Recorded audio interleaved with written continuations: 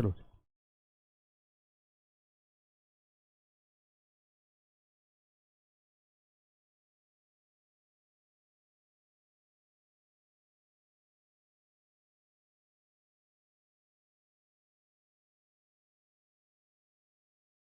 जय हिंद दोस्तों, मैं नवीन शर्मा आप सभी का स्वागत करता हूं। आशा करता हूं आप सब एकदम अच्छे हैं, एकदम बेहतरीन हैं। एक बार सारे प्यारे दोस्त बताएंगे आप सब कैसे हैं। उम्मीद करूंगा एकदम बेहतरीन होंगे, एकदम शानदार होंगे। और दोस्त, हम लोग पढ़ रहे थे संधि को, जिसकी आज अंतिम क्लास होगी। और हम लोग विसर्ग संधि का अभ्यास कर रहे थे और विसर्ग संधि के कुछ नियमों को हम पढ़ रहे थे। उम्मीद करूंगा आप सबको वो नियम समझ में आए होंगे। तो आज की क्लास को हम आगे बढ़ाएंगे और कुछ और नियम हैं, मतलब 3-4 नियम और हैं, और फिर हमारा ये विसर्ग संधि खत्म हो जाएगा। ठीक है, तो शुरू करते हैं दोस्त आज की क्लास को। इसको अच्छे से समझना।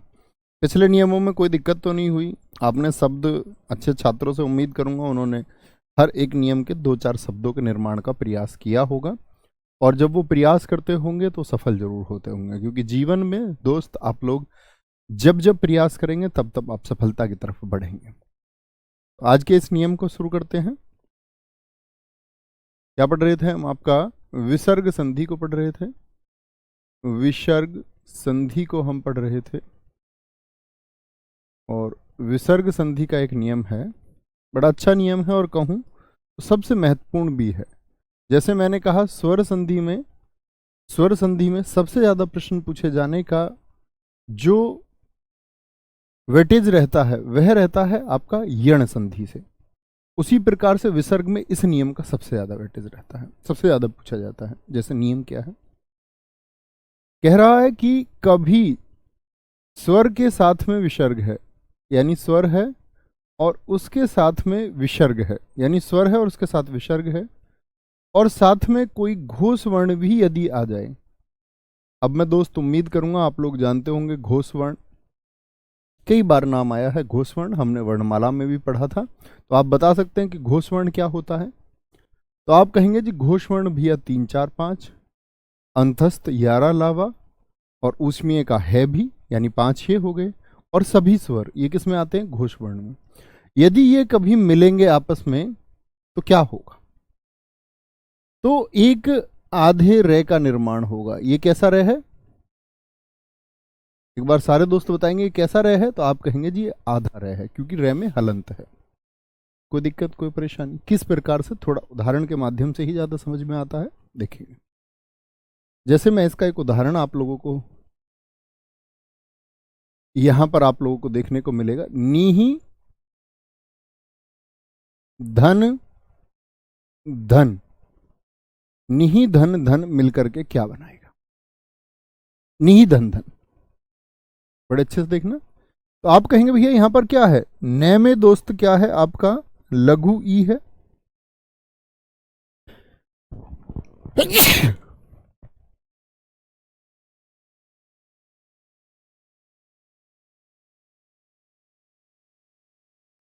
सॉरी, न धन ई है, ठीक है। और यहां पर विसर्ग भी है, यानी स्वर के साथ में विसर्ग भी है, और साथ में तैत है दय। दह तीसरे वर्ग का है कि नहीं है? हाँ जी है। तो मैंने कहा कि कहीं पर भी ई और आपका यानी स्वर और घोष वर्ण मिलेंगे तो एक रे बनेगा, एक रे बनेगा जो आधा होगा। अच्छा मुझे बताइए, आधा रे कहां पर लिखा जाता है? आप कहेंगे जी सिरोरेखा के ऊपर लिखा जाता है आधा रे, ठीक है। आधा रे, कोई दिक्कत, कोई परेशानी? तो क्या बोलेंगे जी? आधा रे ऊपर लिखा जाएगा, इसका मतलब क्या हुआ कि भैया ये तो नी धन हो गया, और जहां पर ये जुड़ रहे थे न और ध के बीच में, यहीं पर रे की एक ध्वनि आनी चाहिए। तो रे की ध्वनि यहां कैसे आ सकती है? और वो भी आधे रे की, तो यहीं से आ सकती है, निर्धन। मैंने आपको बताया जो रेफ रूप होता है वह आधा होता है। और रेफ रूप कहां पर बोला जाता है? जिस व्यंजन पर प्रयोग किया गया है उस व्यंजन से पहले इसकी ध्वनि उच्चारित होती है। जैसे बोलिए कर्म, तो रे यहां ही क्यों? क्योंकि जिस व्यंजन पर यह होता है उससे पहले इसकी ध्वनि उच्चारित होती है। बहुत बढ़िया शुभम पांडे जी, दीपक, साक्षी, वेरी गुड। समझे जी बात को। तो रे की ध्वनि कहां पर पैदा करेंगे ये बात जानते हैं, लेकिन यहां पर एक थोड़ा सा अंतर भी आएगा, उसको ध्यान से देखेंगे तो कोई दिक्कत नहीं होगी। जैसे मैं बोलूं नीहि धन वाह, अभ्यास करिए, नीहि धन वाह। मैं बोलूं दू धन जन, क्या हो जाएगा मिलकर के, दू धन जन को यदि मिलाया जाए, नी धन मल को यदि मिलाया जाए, बड़े चर्चित उदाहरण हैं, अक्सर परीक्षाओं में पूछे जाते हैं। बही धन मुख को यदि जोड़ा जाए, बही धन मुख को यदि जोड़ा जाए, बही धन मुख, आयु धन विज्ञान। और रे की ध्वनि कहां पर आएगी मित्र, इसमें कोई गलती नहीं करनी है, आयु धन विज्ञान हो गया, ज्योति धन मय हो गया, ज्योति धन मय हो गया, मय ज्योति धन मय, दुह धन भाग्य। गुरुजी चाय पीजिए, जुकाम बुखार खांसी से, भाई साहब मुझे 2 छींक आती हैं बचपन से, वो आपकी क्लास में आई अब खाली मीटिंग के टाइम पे आए, वो कहीं भी आती है, वो आ जाती है, उसके लिए सॉरी, बाकी तबीयत ठीक है एकदम। ज्योति धनमय हो गया आपका, ज्योति धनमय, उसे देख लीजिए। आपका दुहु धन भाग्य लिख सकते हैं, दुहु धन भाग्य, हाँ हो जाएगा बिल्कुल, दुहु धन भाग्य। आप भी लिखिए कोई शब्द और इनको भी बनाते रहिए, और कुछ शब्द लिखने का भी प्रयास कीजिए। दुहु धन गंध हो सकता है, दुहु धन गंध हो सकता है, दुहु धन गंध क्या हो जाएगा, ठीक है। धनु धन विद्या हो जाएगा, धनु धन विद्या क्या हो जाएगा, धनु धन विद्या क्या हो जाएगा। निहि धन अक्षर क्या हो जाएगा, निहि धन अक्षर क्या हो जाएगा, ठीक है, निहि धन अक्षर। निहि धन आधार क्या हो जाएगा, निहि धन आधार, निहि धन आधार क्या हो जाएगा, निहि धन आधार। निहि धन आशा लिख सकते हैं, निहि धन आशा क्या हो जाएगा, आशा, निहि धन आशा, निहि धन आशा हो गया। निहि धन ईक्षण लिख सकते हैं, निहि धन ईक्षण, आप भी करेंगे निहि धन ईक्षण, जब आप सब इंस्पेक्टर बन जाएंगे, उसी काम के लिए आपको नियुक्त किया जा रहा है, निरीक्षण के लिए ही। निहि धन आदर हो जाएगा, निहि धन आदर। निहि धन अपराध हो जाएगा, निहि धन अपराध हो जाएगा, अपराध। निहि धन आकार हो जाएगा, लिख लेंगे उसको भी, निहि धन आकार हो जाएगा, निहि धन आकार, माफ करेंगे, निहि धन आकार।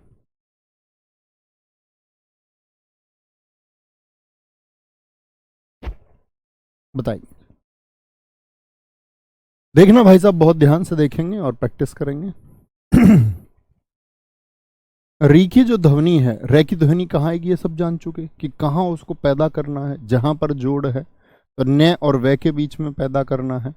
अब न और वे के बीच में पैदा करना है तो बताएं जरा, मैं इसको ऐसे लिखूं निर्वाह, या मैं इसको ऐसे लिखूं निर्वाह। ये मैंने हिंदी व्याकरण में ही आपको सिखाया था, जब पहली क्लास हमने वर्णमाला की और रेफ रूप को पढ़ा, तो मैंने कहा था कि शब्दों को जब आप लिखें, देखो इसका स्थान बीच में आएगा, नो डाउट, कहां आएगा स्थान इसका, बीच में आएगा।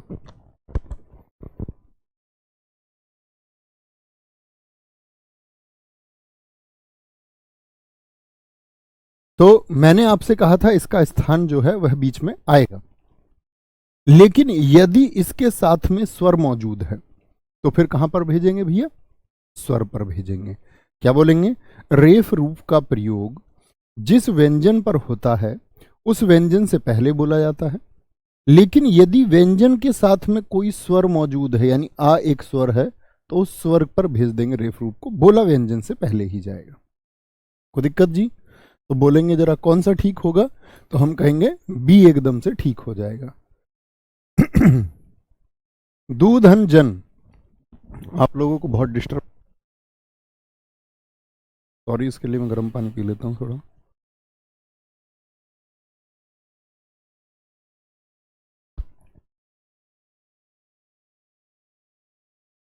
हेलो,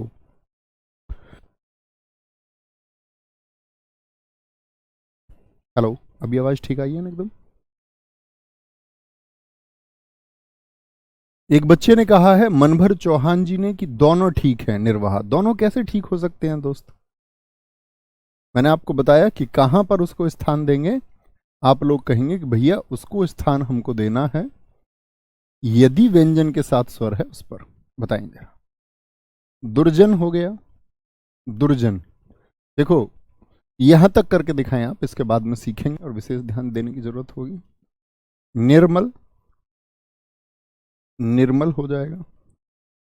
बहिर्मुख हो जाएगा। क्या हो जाएगा? बहिर्मुख। ये लिख लीजिए पहले। ध्वनि है और मैं के बीच में पैदा करनी है तो स्थल कहां पर आएगा? मैं के, क्योंकि कोई स्वर नहीं है तो व्यंजन पर ही प्रयोग होगा। आयु विज्ञान, तो एक साथ लिख लीजिए पहले। कभी भी इस रे में गलती ही नहीं करनी है, आपको स्वयं पता होना चाहिए कि इसकी प्रयोग कहां पर होगा। ये और वह के बीच में होगा, कि स्वरों का कोई मतलब ही नहीं। तो ये और वह के बीच में होगा, तो ये और वी के बीच में आ गया, तो कहाँ प्रयोग होना चाहिए? वह पर होना चाहिए। तभी तो बोलेंगे आयुर्विज्ञान। आयुर बीच में आएगी ध्वनि। ज्योतिर्मय, तो कहां पर? तो ज्योति और मय को लिख लीजिए। ज्योति और मय को देख लीजिए, और ध्वनि देखिए कहां पर आएगी? ज्योतिर्मय। तो कहां पर चाहिए? तैसे पहले चाहिए ना। ज्योतिर तैसे पहले कि मैं से पहले? मैं से पहले चाहिए। ज्योतिर, क्या बोलेंगे? तो यहां पर क्या बोलेंगे? ज्योतिर्मय। ये ठीक होगा। या मैं आपसे बोल दूं कि मुझको ध्वनि जी तय के बाद में चाहिए और मैं से पहले चाहिए, तो ये ठीक होगा। बोलेंगे जी कौन सा ठीक होगा? इसको ए नाम दे देते हैं, इसको बी। इतनी देर से मैंने आपको क्या सिखाया, तो आप एक बार बताएंगे कौन सा ठीक होगा, ए या बी? सारे दोस्तों का उत्तर मैं चाहता हूं। दुर्भाग्य, दुर्भाग्य अगर स्वर है तो उसी पर प्रयोग होगा। फिर दुर्गंध होगा। क्या बोलोगे? दुर्गंध होगा। धनुर्विद्या होगा। धनु धन विद्या होगा। और धनुर की आवाज चाहिए ध्वनि, तो यहां से आएगी, यहां से आएगी। बोलेंगे जी एक बार। सारे दोस्तों ने कहा बी ठीक है, कुछ दोस्त ए भी कह रहे हैं। ए देख, एक को अगर बोलेंगे ना तो ज्योरित, क्या बोलेंगे? जो, ये ध्वनि जाएगी यहां पर ज्योरिति। क्या हो जाएगा ये? अगर आप इसको ऐसे लिखेंगे, जो ए लिख रहे हैं दोस्त, आप इसको बोलो। मैंने क्या सिखाया आपको? रेफ रूप का प्रयोग जिस व्यंजन पर है उससे पहले उसका उच्चारण होगा, यानी इसकी ध्वनि कहां गई? यहां। तो बोलिए ज्योरिति। ज्योरिति में होगा। ज्योरिति में शब्द है या ज्योतिर्मय शब्द है? तो बी एकदम से ठीक हो जाएगा। ज्योतिर्मय शब्द होता है। क्या हो जाएगा? ज्योतिर्मय शब्द होता है जी। कभी गलत ना करें, कभी गलती अशुद्धि आपसे नहीं होनी चाहिए। बी ठीक है एकदम से। अरे बड़े कमाल की बात है, कुछ दोस्त अभी भी ए लिख रहे हैं। ज्यादातर बच्चों ने बी लिखा है। कुछ दोस्त मेरे समझाने के बावजूद भी ए लिख रहे हैं। ये तो बड़ी गलती बात है। इसका देखिए ना उच्चारण कहां होगा। अब देखो, जैसे अंतरराष्ट्रीय शब्द होता है, अंतरराष्ट्रीय शब्द यदि मैं लिख दूं, समझे, एक तो ये तरीका। एक मैंने लिख दिया अंतरराष्ट्रीय, अंतरराष्ट्रीय। अब मुझे ये बताइए, अंतरराष्ट्रीय को जब मैं लिखता हूं तो मुझको रे की ध्वनि की आवश्यकता है। तो कहां पर चाहिए ये ध्वनि मुझको? अंतर। तो ध्वनि कहां पर चाहिए? यहां पर ध्वनि चाहिए। यहां पर कहां पर ध्वनि चाहिए? ध्वनि चाहिए यहां पर। तो अंतर, तो इसको कहां लगाना पड़ेगा? रे पर, अगले पर, तभी तो ध्वनि आएगी।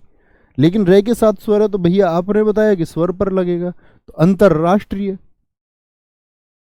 इतना कंफ्यूजन नहीं होना चाहिए भाई।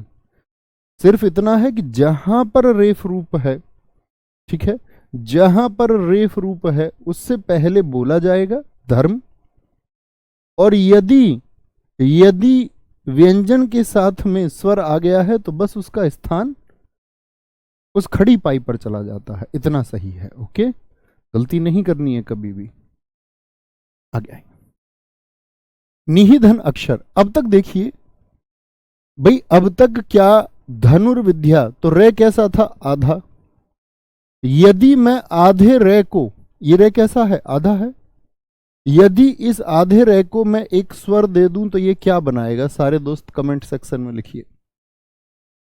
यदि इस आधे रे को मैं एक स्वर प्रदान कर दूं तो मित्र ये क्या बना देगा, क्या निर्मित करके देगा? तो आप कहेंगे भैया ये तो पूर्ण रे हो जाएगा। तो दोस्त यही बात सीखनी है जो इसमें पालन हुआ है। देखो जरा ध्यान से कैसे जी, यहां अभी तक कोई भी आधे रे को स्वर नहीं मिल रहा था जुड़ने के लिए, कि यहां पर आधा रे बना और उसके बाद में उसको गे मिला, तो गे तो उसको नहीं पूर्ण कर सकता। लेकिन जैसे ही यहां पर आधा रे मिला और उसको मिल गया ए जुड़ने के लिए, तो यहां क्या बनना था? नी, और विसर्ग किस में परिवर्तित हो जाता है? विसर्ग हो जाएगा आधे रे में, विसर्ग आधे रे में। तो यहां से आधा रे और साथ में ए मिल गया तो क्या बन जाएगा जरा बताइए? तो रे और ए मिलकर के यहां पर आधा रे नहीं बनेगा, यहां पर पूरा रे बनेगा। समझे? कोई दिक्कत? पूरा रे। सारे दोस्तों ने लिखा, ज्योति, रणविजय, सानू, रवि, बहुत बढ़िया दोस्त, वेरी गुड। रिमझिम जी एकदम ठीक उत्तर है।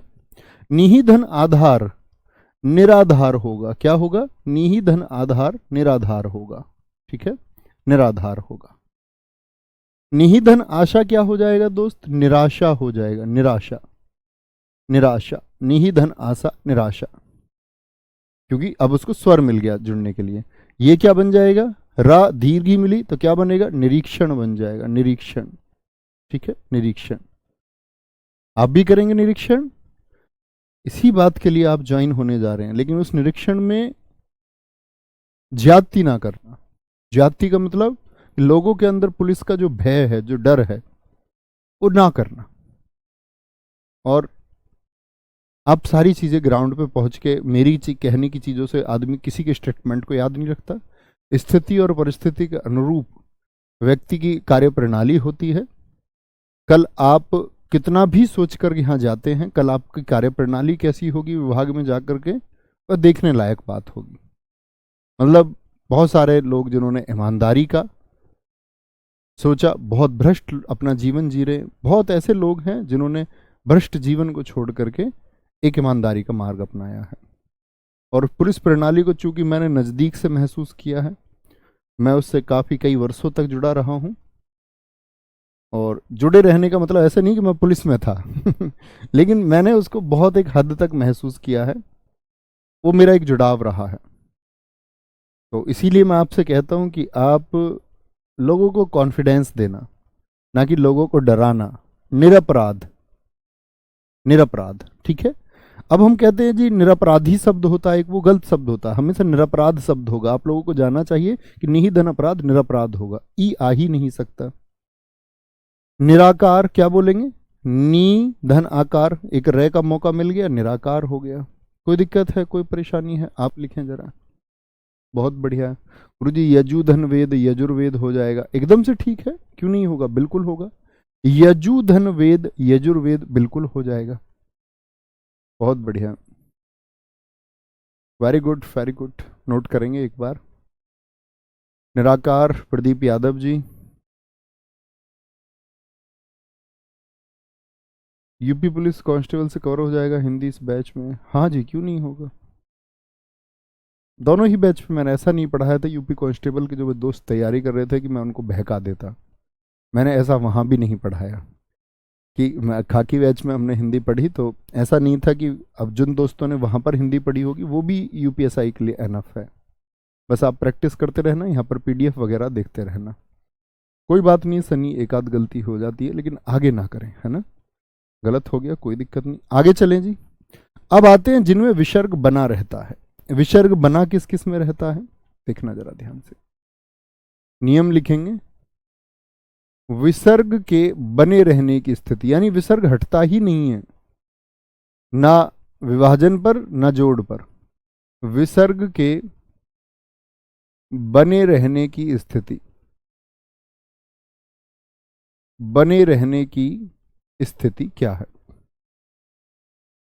विसर्ग के बने रहने की स्थिति। और जब हम यूपी कांस्टेबल के सिलेबस को पढ़ रहे थे तो वहाँ भी यूपी कांस्टेबल में बहुत सारे दोस्त ग्रेजुएट होते हैं, तो वहाँ भी उद्देश्य यही था, क्योंकि ये बात तय थी कि यूपीएसआई की भर्ती आगे आएगी, तो उसी उम्मीद से वहाँ पर पढ़ाया कि बच्चों को अलग अलग ना पढ़ना पड़े। क्योंकि आप ये सोचे कि भैया यूपीएसआई के लिए कोई अलग हिंदी होती है, हाँ प्रश्नों का स्तर और साहित्य के प्रश्नों के स्तर में थोड़ा बदलाव मिलता है, लेकिन हम अगर बात करें यूपी कांस्टेबल की तैयारी आप यदि करते हैं उस बैच से बहुत अच्छे से, आपने अगर हिंदी पढ़ी है तो वो 30-32 नंबर का सिलेबस तो लगभग सेम ही है। 5-7-8 प्रश्नों में आपको वेरिएशन देखने को मिलता है पेपर में।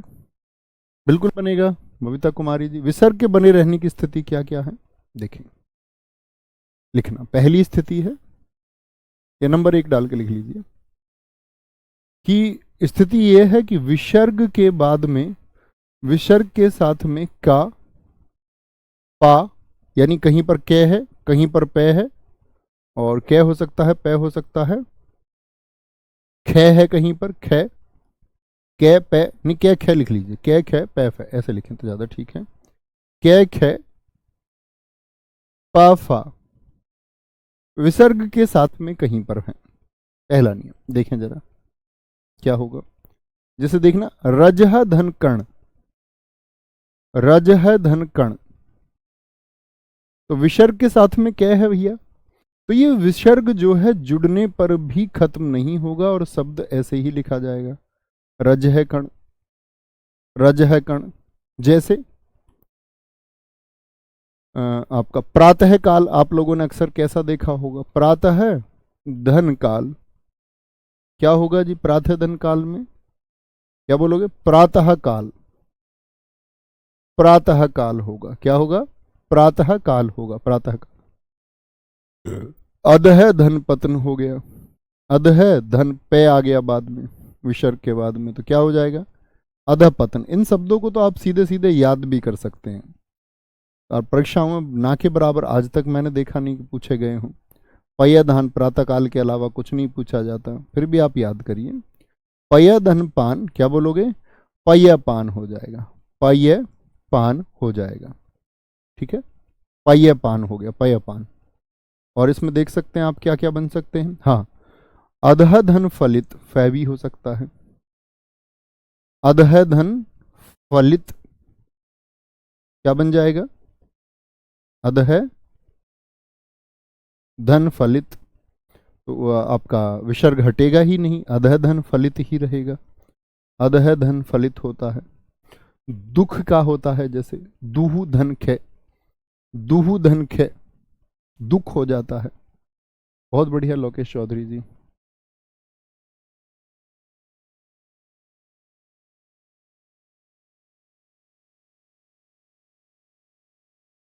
Very good very good.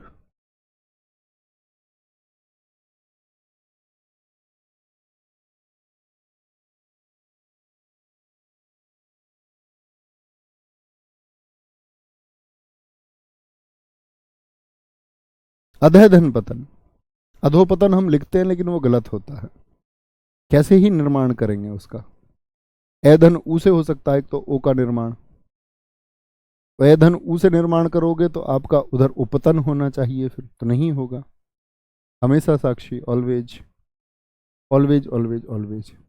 एक स्थिति तो ये हुई, एक स्थिति है आपका, दूसरी स्थिति है आपका कि कहीं पर आपका मान के चलिए कहीं पर आपका विसर्ग है और विसर्ग के साथ में क्या क्या पे आए, एक कहीं पर ई आ जाए, यानी कि ई आ जाए या ए आ जाए, तो भी क्या होगा, विसर्ग बना रहेगा, विसर्ग बना रहेगा। इसके 2 उदाहरण आते हैं आपका, एक आता है यशः, यानी यहाँ ए के साथ होता है कि ए के साथ कोई विसर्ग हो, यशः धन इच्छा, यशः धन इच्छा क्या बन जाएगा आपका, यशः धन इच्छा, तो बदलेगा ही नहीं, यश इच्छा ही रहेगा, यश इच्छा।